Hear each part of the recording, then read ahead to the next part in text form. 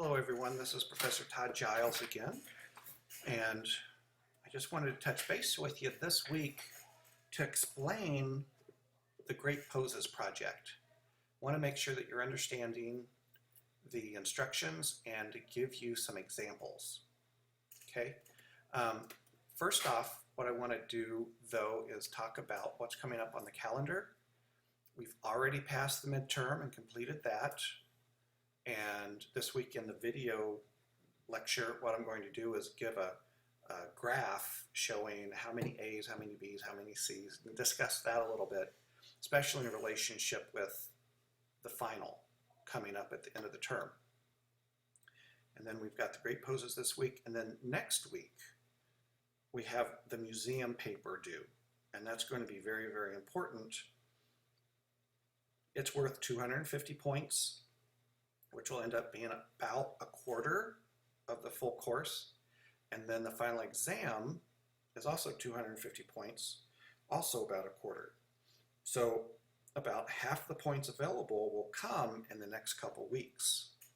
So please take the time, make the effort to get ready for the final, do your studying, ask me questions.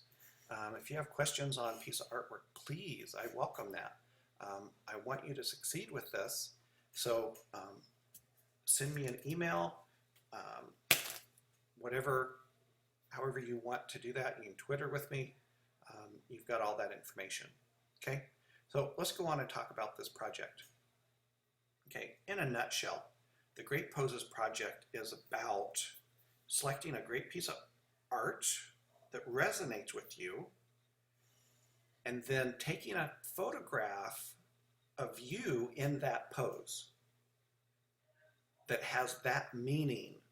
And what you're doing is investigating the pose and what the meaning of that pose is. Okay, it's putting you into the piece of artwork, emulating that piece of artwork. But the change on it here is you're going to do something different for a second photograph. You're going to think up a new pose that is very different than the original pose in the great piece of artwork, and then you're going to make it new and have a new meaning strictly through your gesture. Okay. Now, I'm going to show you some examples here of great artwork, and I've done some Photoshop work on these pieces. Now, we are not using Photoshop for this project. Don't do what I'm showing you here at the beginning on these samples. You're taking photographs of you, and I want you to have fun with it.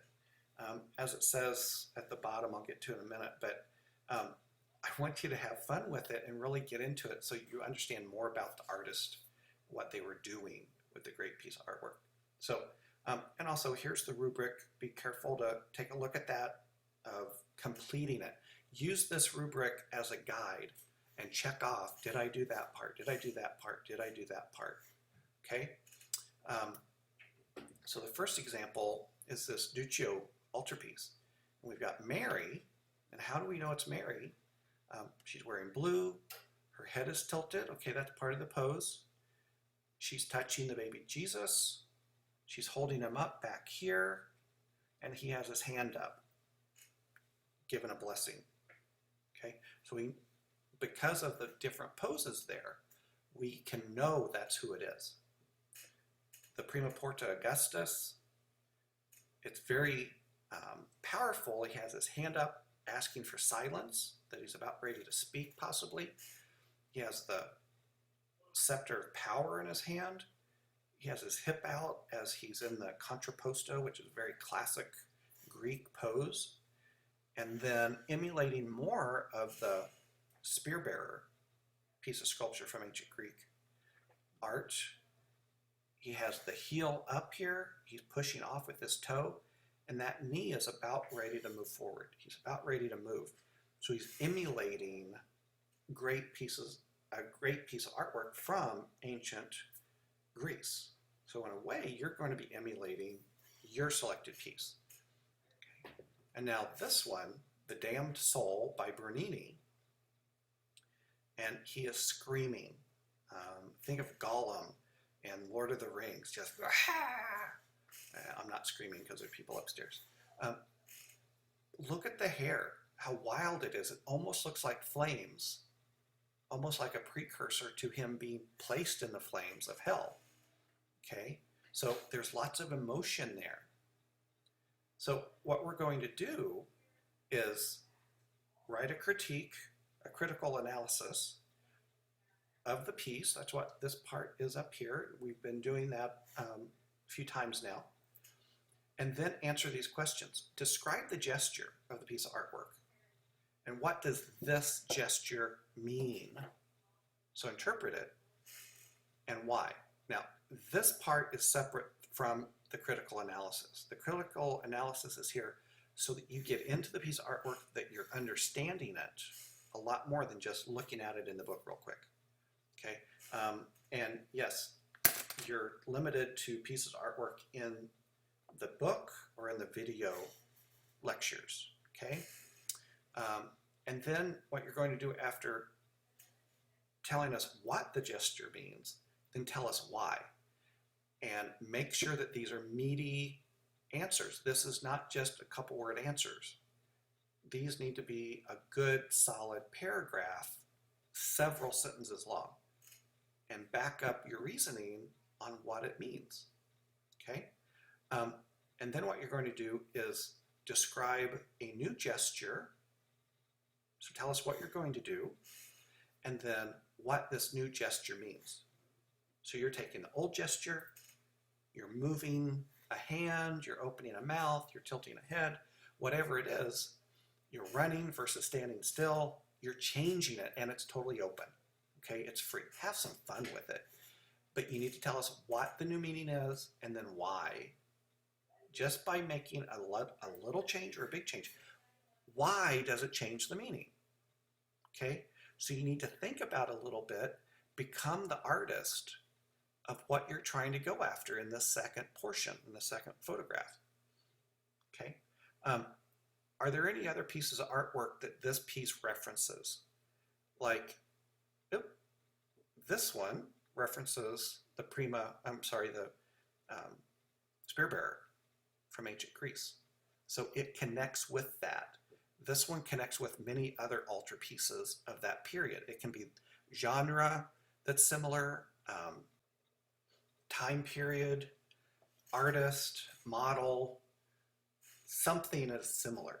Now, if you can't find it after doing some research, that's fine, but you need to talk about it here, okay? And then tell us why the piece resonates with you. Is it because of the theme? Is it because of the color? Is it because of the action? What is it that really captures you? Why did you select it? Okay, so a piece of artwork that you really like would be great. You don't even have to like it necessarily. It just grabs you, right? So let's take a look at what I've done here in Photoshop. And again, we're not doing Photoshop for this assignment. You need to take pictures of yourself. So Mary, I've changed the color of her cloak. I've moved her head from being tilted to straight up, and I've changed her eyes that she's looking off. Okay, she's not looking at us anymore. She's looking away. Jesus, instead of having his arm up in a gesture of blessing, his hand is down. Okay, so not as active, not as blessed per se, and it really changes the meaning of the whole piece. Also here, moving Augustus's arm down instead of being powerful, instead of having his hip jutted out to be a very classical pose, he's standing straight upright with a straight back. The leg is straight. So it's not as imperial, it's not as classical. He's just standing there, okay? There's nothing special about it. And then here, the damn soul, I've made him laugh. His eyes have stayed the same, his hair is still the same, but it's just that little change in the mouth. It is still wide open, but it's pulled back, and that muscle in the cheek is pulling back into a smile. So he's actually like laughing hysterically versus screaming hysterically, right? So those are two major changes. So what you're going to do is give us those answers, a little bit there on how big they should be. 4x6 on a separate sheet of, or a separate page would be nice, all right? If you do have problems, we'll find an alternate way, but I think your learning system there at Sterling should be able to handle it, but we'll play it by ear if it doesn't. Okay, so understanding you're doing one image, you creating the piece of artwork of yourself, being the model or the person in the piece of artwork, and then you're changing the pose, and then you're creating yourself that different gesture for a different meaning. You do something special, do something fun, add some pizzazz to it. Use costumes, use lighting, props, whatever it is. Forget about the blackboard there. That's old, and that is due at the end of week 5. Now, here are some examples of what students have done. I just want you to know that this was a different, slightly different assignment where they didn't have to change the pose. All they were doing was putting themselves into the piece of artwork. And what pose is this? Or what piece of artwork is this? Yeah, the Arnolfini wedding, where you've got the groom and the bride, got the dog down here, you've got flip-flops. The poses are the same, they're similar.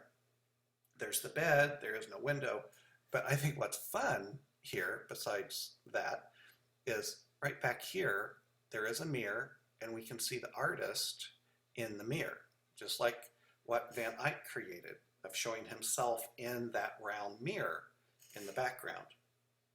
Another one, yeah, Venus de Milo. Notice she is clothed, please no nudity. This one we talked a little bit about with Raphael from one of his pieces. They did add a little bit of vignetting here in Photoshop, but the main thing, they put on these cardboard wings to be the little angels. The fun thing about these guys, they sat at the back of the class. They had been to Afghanistan, active duty, and then they were back as students in ROTC, and they were just hilarious. They would mock the artwork during class slightly, have some fun with it, but I knew they got it once they did this, okay? So you can have some fun with this. I want you to have some fun with it. Now, the one that I just love, this next one, is the Last Supper. If a lot of you want to get together and do one piece of artwork, that's great.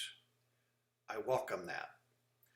The rules on that are each individual person has to write a separate paper. It's not a group project.